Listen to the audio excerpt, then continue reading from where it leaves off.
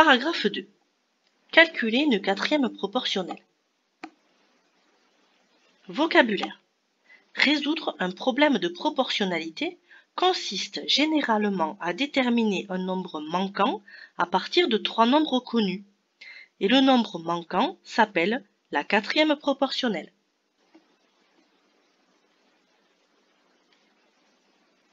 On va rappeler les méthodes que vous avez déjà vues l'an passé. Méthode 1. On va utiliser les propriétés de linéarité additive et multiplicative de la proportionnalité. On va voir ce que ça signifie. On a l'impression que ce sont des mots très difficiles, mais vous allez voir que c'est facile. Exemple. Une recette de pâte à crêpes indique qu'il faut 300 g de farine pour cuisiner 12 crêpes. Quelle quantité de farine faut-il pour cuisiner 4 crêpes, 16 crêpes? La quantité de farine à utiliser est proportionnelle au nombre de crêpes à cuisiner. J'ai dressé un tableau de proportionnalité, et j'ai indiqué les données de l'énoncé. Pour 12 crêpes, il faut 300 g de farine. Donc ça, on le fait apparaître sur une colonne. Et on vous demande la quantité pour 4 crêpes, et on vous demande la quantité pour 16 crêpes. Alors, pour 4 crêpes, 4, c'est le tiers de 12. Autrement dit, on passe de 12 à 4 en divisant par 3. Dans un tableau de proportionnalité, si on divise une colonne par 3, ce sont les deux nombres qu'on divise par 3. Ça ressemble un peu à ce qu'on a fait sur les fractions. Donc j'ai divisé la première ligne par 3, je vais aussi diviser la deuxième ligne par 3. Je trouve 100. Donc ce que l'on vient de faire, on va l'écrire dans une phrase pour faire 4 crêpes. Donc là, on a essayé de trouver un lien entre 4 et 12. Comme 4, c'est 12 divisé par 3, autrement dit, c'est le tiers de 12, il faut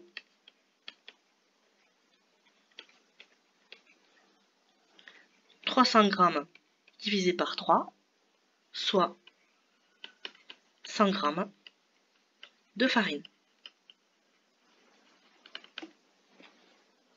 On a divisé le nombre de crêpes par 3, la quantité de farine est elle aussi divisée par 3.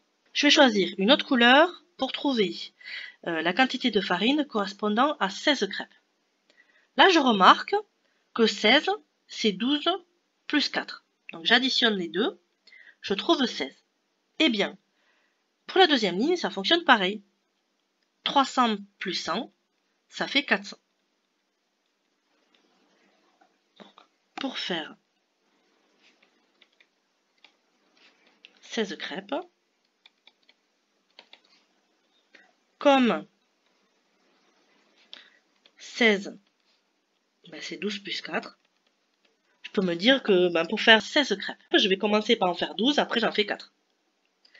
Il me faut, du coup, 300 g plus 100 g de farine, soit 400 g de farine. Alors, pour trouver la quantité pour 16, j'aurais pu remarquer que 16, c'est le quadruple de 4, et du coup, on prendrait le quadruple de 100 pour trouver 400. Mais c'était intéressant ici de vous faire remarquer qu'on peut additionner deux colonnes entre elles pour trouver une troisième colonne. Donc, pour obtenir les nombres d'une colonne dans un tableau de proportionnalité, on peut multiplier ou diviser les deux nombres d'une autre colonne par un même nombre. On peut additionner ou soustraire les nombres de deux colonnes. Méthode 2, passage à l'unité. Exemple. Clara a acheté 3 cahiers pour 4,05 €. Emma a besoin de 7 de ces mêmes cahiers.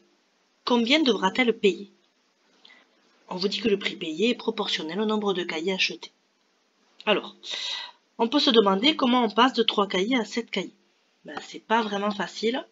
Du coup, on va commencer par chercher le prix d'un cahier. Et une fois qu'on aura trouvé le prix d'un cahier, on pourra facilement trouver le prix de 7.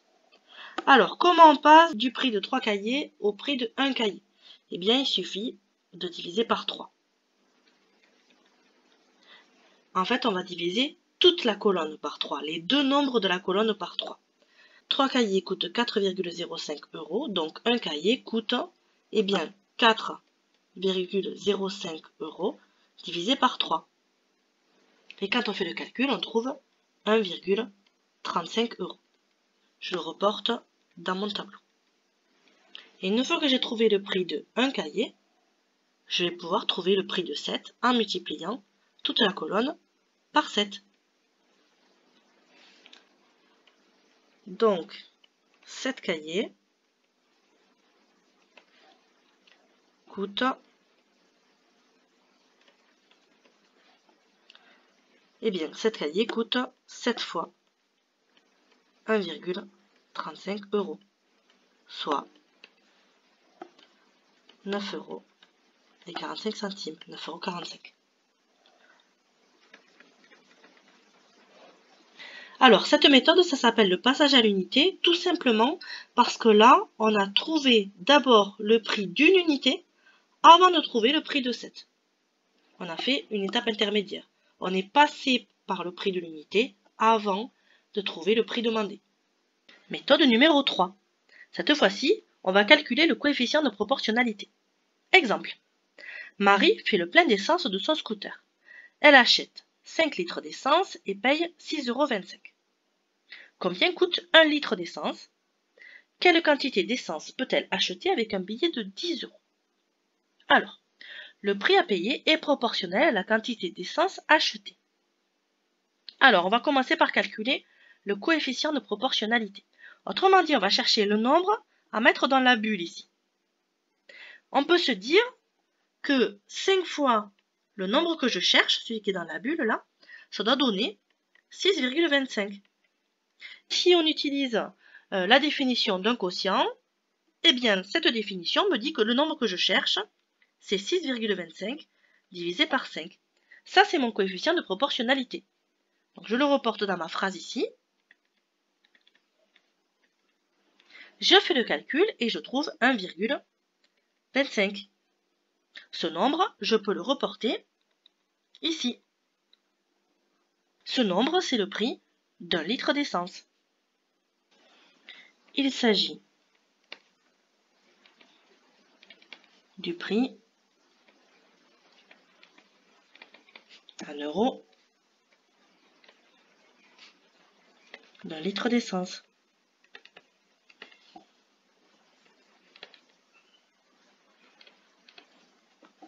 Alors, on peut le reporter dans le tableau. 1 litre coûte 1,25 €. Alors, on veut maintenant savoir quelle quantité d'essence on peut acheter avec un billet de 10 €. Donc, on a mis dans la ligne prix 10 et on cherche ici le nombre correspondant. Alors, on peut remarquer que si on passe de la première ligne à la deuxième ligne en multipliant par 1,25, eh bien on va passer de la deuxième ligne à la première en divisant par 1,25. Ça veut dire que la quantité d'essence correspondant à 10 €, c'est 10 divisé par 1,25. 10 divisé par 1,25 me donne ce nombre-là. Je fais le calcul, je trouve 8. Donc, avec 10 €, Marie peut acheter 8 litres d'essence.